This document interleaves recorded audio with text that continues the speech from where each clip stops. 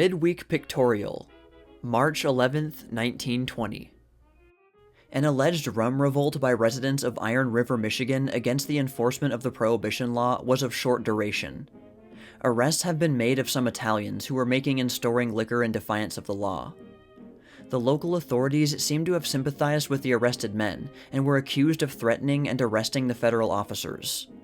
Major A.V. Dalrymple, federal prohibition agent for the Central Western states, assembled a posse and went to Iron River to quell the alleged revolt.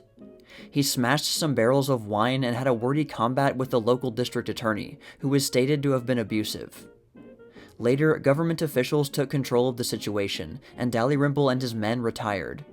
The matter is now under investigation.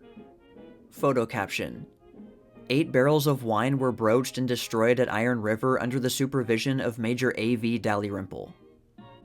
Town and county officials of Iron County, Michigan, who clashed with the federal authorities on the question of prohibition.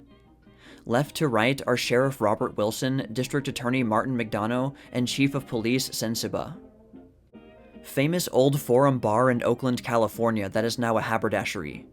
All the fixtures of the old saloon, bar rail, mirrors, cracker and cheese receptacles, etc., have been retained, and the proprietor makes advertising capital out of the unique establishment. Governor Edwards of New Jersey signing the bill legalizing the manufacture, sale, and transportation of alcoholic beverages containing 3.5% alcohol, after peace shall have been formally declared by the United States. A formidable legal fight is in prospect. For the first time, a police barracks in Ulster was attacked by Sinn Feiners about the middle of February. Over 150 masked and armed men raided the Ballytrain Barracks, County Monaghan, at 2 a.m. The attack lasted 3 hours, and then the garrison surrendered. 7 policemen were injured, 3 seriously. The damage done is shown above. Wounded police in Carrickmacross Hospital after the attack on the police barracks. Left to right are Constable Ruddy, Sergeant Lawton, and Constable Murtagh. The barracks and an adjoining grocery store were blown up by the assailants before the garrison surrendered. Funeral in Limerick, Ireland, of a citizen killed in a street battle between soldiers and civilians. The local clergy, wearing white sashes, are seen walking at the head of the procession. 40 armed soldiers are reported to have been patrolling the streets when revolver shots were fired by some civilians. The patrol returned the fire with fatal results. A girl of 21 was mortally wounded, and a man instantly killed. The Meteor, formerly the steam yacht of the ex-Kaiser, now flying the British flag. She is here shown leaving Liverpool on her first trip. She was originally owned by the Hamburg American Line, and was chartered by the ex-Kaiser as a pleasure yacht. Before the war, the vessel was frequently mentioned in the news.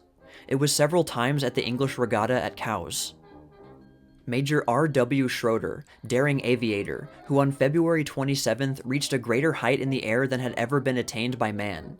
He ascended to an altitude of 36,020 feet. All altitude aviation records were smashed on February 27th, when Major R.W. Schroeder and an airplane reached a height of 36,020 feet. This was about 5,000 feet higher than the previous record established by Rolfs. At nearly 7 miles above the ground, the Major lost consciousness, and his machine fell until he was nearly 2,000 feet above the ground, when it righted itself and glided to a graceful landing. Schroeder was found sitting in his machine apparently lifeless. He was rushed to a hospital. He was temporarily blinded but will recover.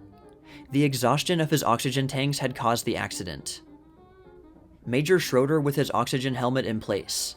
Note the tube running from the tank to his mouth. Had this broken, he would have strangled for lack of air. Comparative chart which is self-explanatory, showing the altitudes reached at various times by daring air navigators. Navy balloon that made a flight through a blizzard from Rockaway Point to Quebec, Canada. It was commanded by Lieutenant A.R. Houghton. There were 2 other balloons of the same type that started at the same time, but Lieutenant Houghton was the winner of the race. Smuggling by means of airplanes has become a very profitable trade in Holland, Germany, and Spain. Especially between Holland and Germany has this been extensive and easy. The packages smuggled are usually flat but valuable, consisting of gold or securities. German police aviators are shown scrutinizing contents of plane. A remarkable performance was recently given by an East Indian in Germany. Wildfa Bahu permitted himself to be buried alive for 8 days. In the picture at left, his body is shown doubled up so as to occupy the smallest possible space and wrapped in burlap. Official witnesses are recording the circumstances. He was buried several feet underground without food, water, or air. His hand remains exposed to show that he is really there. At right, he is seen being resurrected at the expiration of 8 days, apparently none the worse for the experience. Emancipation of women in Turkey is emphasized by this picture of a Turkish woman, Naki Hanum, making a speech at Constantinople in protest against Allied demands. Secretary of War Baker presenting a silk American flag to a picked troop of New York Girl Scouts. The ceremony took place on the roof of the Hotel Belmont, New York, February 28th. The flag was given for services during the war. Great socialist demonstration in Paris before the railway strike was called that has kept France in a ferment during the past weeks. The banner reads, "The Union of Workers will make the peace of the world." The meeting was addressed by fiery agitators. American soldiers supervising the distributing of American flour to women of Montenegro. So great was the destitution that when the flour arrived, hundreds of the famished inhabitants descended on the warehouses to snatch a portion. The soldiers were called in to ensure fair distribution. Largest shark caught this season at Palm Beach. This special pirate of the sea was caught by Mr. E. DuPont, who was seen standing beside his catch. It was caught from one of the Palm Beach piers. The shark, while fairly common in the Gulf of Mexico and off the southern seacoast, never attains the size of his more formidable brother of the tropics. They are chiefly hated by the fishermen, not for their danger to life, but for the devastation that they make among other fish. Thousands of German students on way to the university where a large demonstration was held against the surrender to the Allies for trial of Germans charged with war crimes. Mass meeting in the Busch Gardens at Berlin on January 25th to protest against the Allied demand for the rendition of war criminals. Nissen huts used as temporary dwellings at Péronne, France, while more durable and commodious houses are being erected. The progress of reconstruction is necessarily slow, owing to the lack of building material and funds, while the great loss of manpower in the war is also a retarding factor. Péronne was twice taken and recaptured in the war and was almost utterly destroyed. Temporary church erected near or on the site of the former church at Merald. A funeral service is in progress. Caves have been dug in the sides of hills, and in other cases, dugouts formerly occupied by the fighting armies have been utilized as dwellings by French families, as in this case at Lens. The shortage of labor is so acute in the devastated regions of France that women and even children are employed in work suitable to their strength. The photograph here shown was taken near Lens. The members of a little family who have been engaged in rebuilding their shattered house near Péronne are here pictured at their midday meal among the ruins. All that is attempted at present is to secure a habitable dwelling even of the rudest kind, and ornament or decoration are wholly out of the question. A generation must pass before reconstruction is complete. Religious feeling is deep in the hearts of French country people, and rites and ceremonies are observed as before the war. In the picture are seen children who have just taken their first communion, headed by the parish priest. One of the principles that guided to a large extent the deliberations of the peace conference was that of the self-determination of peoples. The application of the principle was at times very difficult, and in certain cases arrangements were made for a popular vote in the districts involved. The elections were to be carried out under the supervision of the League of Nations, and in order that they might be fair, German troops were required to evacuate the region while the voting went on. The first plebiscite was held in the northern zone of the Schleswig, February 10th, and the vote was 3-1 for reunion of the zone with Denmark. Photo caption: Flags of the British, French, Norwegian, and Swedish commissions in Flensborg, Schleswig. Great German demonstration in Flensborg, Schleswig, on the occasion of German troops evacuating the territory before the voting took place as to whether the northern zone should remain German or be reunited with Denmark. By the terms of the treaty, German troops were to be withdrawn before the voting. German cavalry in a farewell parade in Flensborg before they withdrew from the northern section of Schleswig. Although the Danish element predominated in the zone, as was later shown by the vote of 3-1 in favor of Danish sovereignty, there was a large German population, and they did all they could to give their compatriots a royal farewell. French Marines from the SS Marseillais and English Marines from HMS Carysford marching through Flensburg headed by band of French chasseurs. Map showing the Schleswig zones subject to plebiscite. The northern zone had its election February 10th, and the result was overwhelmingly in favor of Denmark. Of 100,000 votes, 75,000 were Danish and 25,000 German. German soldiers packing up personal and war material preparatory to evacuating the Schleswig northern zone before the voting took place. The election was impartial and was under the direction of Allied and neutral commissions. German troops at right are seen leaving Schleswig in accordance with peace treaty terms, while the French are coming in to assist in assuring a free and fair expression of the people's will. The band of Chasseurs Alpins are sounding a salute from their trumpets.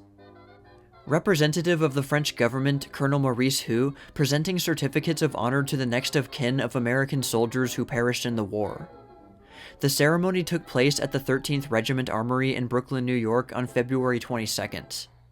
A great throng crowded the huge armory, and the ceremonies arranged by the American Legion included national anthems and patriotic airs.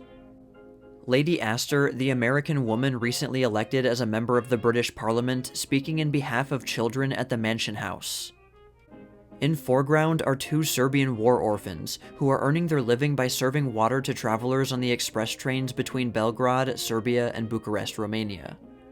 They have to carry the water for miles and sell it for what is the equivalent in American money of 2 cents a cup. This ingenious contrivance will appeal to most owners of automobiles who have been compelled to crawl beneath their cars to repair them. It consists of a cradle on which the car can be run, and which can then be tilted to any required angle so that repairs can be easily made.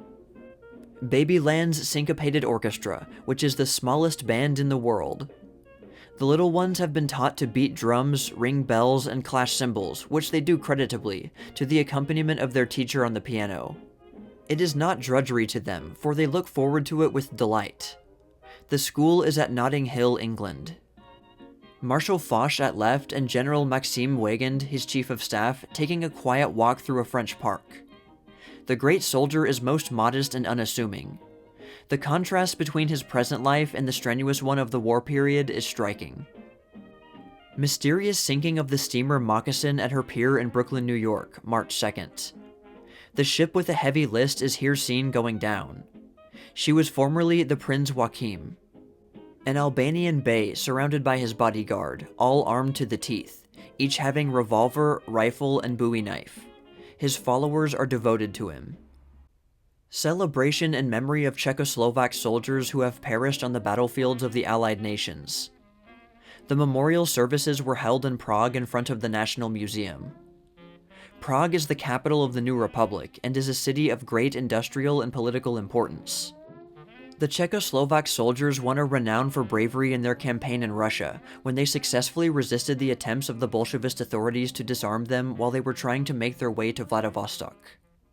Slovaks in their picturesque costumes attending church on Sunday morning.